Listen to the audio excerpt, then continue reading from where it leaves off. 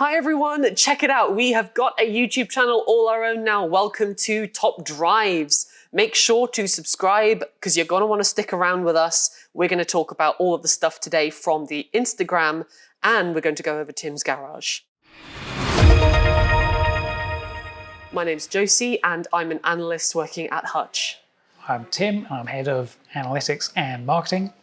And I'm Jonathan and I'm design director here at Hutch. We asked you to show us all of the fantastic cars that you have found out in the real world.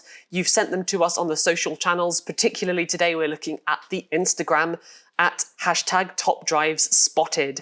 So we've each picked our favorites from the submissions and we're going to go through them now.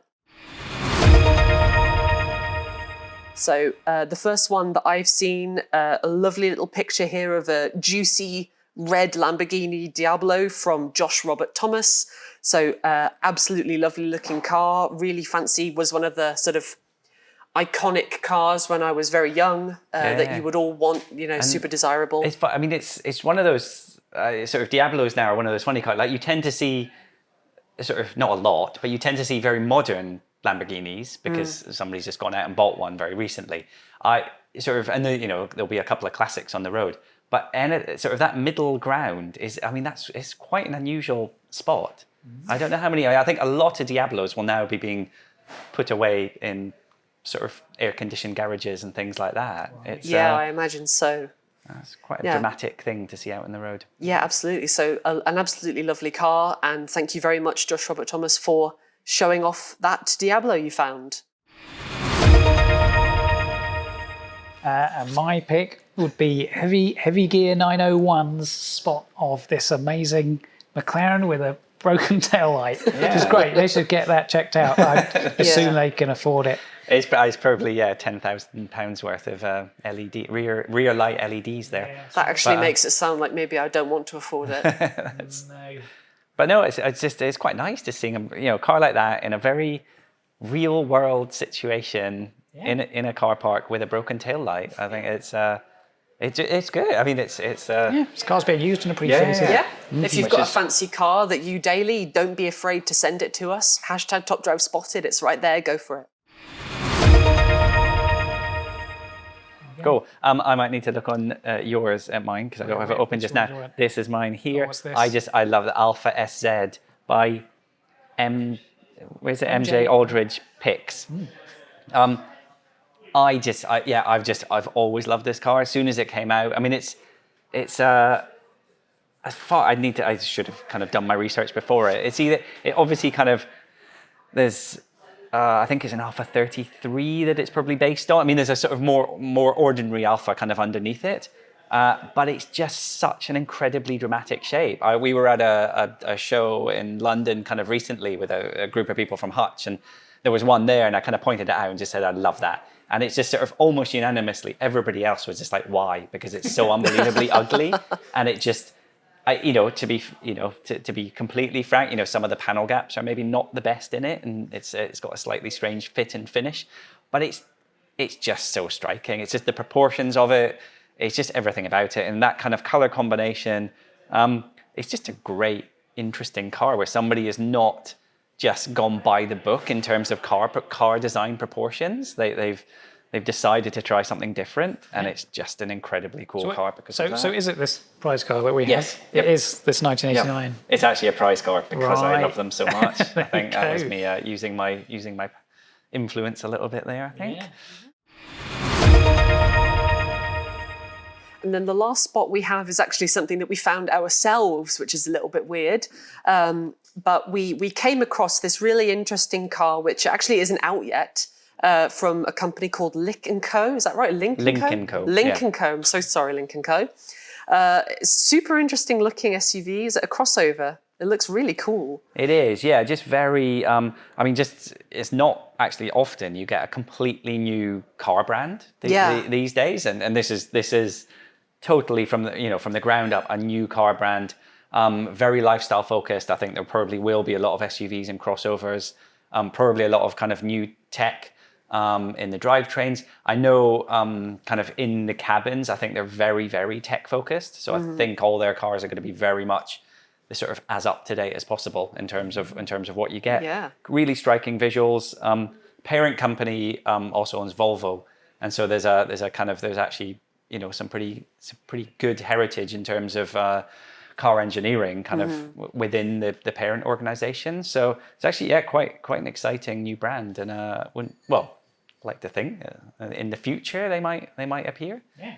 That would be nice. I don't think we've actually even spoken to them yet, so I can't guarantee anything. If you have them on social media, then perhaps you can help us out, and we'll see what we can do. Tell them to get. Time for something a little bit new. We are going to try and ask members of the dev team about their Top Drives garage and learn a few things about how people who make the game are playing the game. And our first volunteer is a familiar face. It's Tim. So Tim is going to tell us a little bit about his garage. So I think you've got a story to tell us, first of all, haven't you? Yeah, I mean, I've got quite a lot of cars now. I haven't counted them actually for about a month. It was about 700 last time I looked. But I thought I'd just start by sorting my collection by something. I thought, let's go with handling. I haven't looked at that for a while. How am I doing there? And the winner, if I just take everything and sort by handling, is, this might not be a surprise for a lot of people, the Mazda Ferrari. I mean, it's fairly infamous in the game. When a Mazda pack comes up, it's like you're just really hoping to get that Ferrari. And it was about last year when we just added Mazda, and I had a bunch of gold saved up, ready for the packs. It's like, come on, I want that Ferrari. It came out of the second pack I opened, I think. Wow. And I was like, oh yeah, it's on. And then actually it got really interesting, because that's when we also ran this sort of warm-up or micro event in building up to the final, where you could win another Mazda prize car, right? And that was, where is it? The BBR MX-5 GT270. And the thing about that, especially in Top Drives, is like it's just a bit better than all the RX-7s. And with the help of the Ferrari, I was able to win that. And then I was going into the final. It's like, right, this is it. I've got everything I need. And then I found everybody else has got Ferraris. In fact, some people have got 3 Ferraris. Wow. But what I was able to do, got the Mazda 6 MPS on the city streets. I figured out just in time that if I tuned it 699, I could beat all the people who thought 969 was better on a certain one. And I got the Cosmo for the wet, twisty tracks. And all the people who had 3 Ferraris, they couldn't max all of them. Haha! So I put my max Ferrari with all the food I've been preparing against the non-maxed ones, put the MPS on 699 against the 969s, win. Cosmo could put that wherever it was wet and win there. And in that way, I was able to squeak in to Tier 1 and win the Porsche 959 Dakar, my first legendary prize car. I mean, it remains one of the top, most exciting times for me in Top Drives, just that complete sequence of like strategy and getting the right pull at the right time and everything I prepared paying off. And people at the end going, you had to have 3 Ferraris to win. And I was like, no, you didn't. I did it with 1. I saw it myself. There you go. So there you go, Mazda Ferrari. Still enjoy it every time I play it. What's your favourite Top Drives car? What's the favourite car you've got in game right now? So I think just for a long time now, it's still a classic. I love it every time I get it out. Like, there's this weird situation where everything I know about cars I learned from Top Drives. And even though, you know, British, obviously, I'd never even heard of TVR before. And I'm like, oh my goodness, what are these? These are good. And this amazing yellow TVR Tamora, the banana car, some people call it. There's a new banana car now in the form of the Megane. But I think it was Christmas 2017, and it was going down from Epic to Ultra Rare. So a lot of people were like, oh, I'll just fuse it then while it's still an Epic. I was like, no, this looks like a really good specialist for drags. And I kept it, and it's amazing. Like, I think there was a challenge or something, 0 to 120, and I was up against it more, and it was really hard to beat. I was like, that is good, I want one of those. And it's been brilliant ever since. Tuned it for drags, and every time there's a chance to get it out, it's extremely efficient. And I don't know, you know, if you can own any car in the world, there's obviously a lot of amazing, cool cars out there, but they just don't look very me. I don't know. I just can't see myself in an incredibly flat thing, an incredibly high insurance premium. Well, the Tamora probably is a little bit scary to drive, but yeah, I think go big, go British, go yellow. Yeah. TVR Tamora, I think I'd feel very good about that. So if money were no object, Yeah. and you could have any car, like whether it's in top drives or not, Yeah.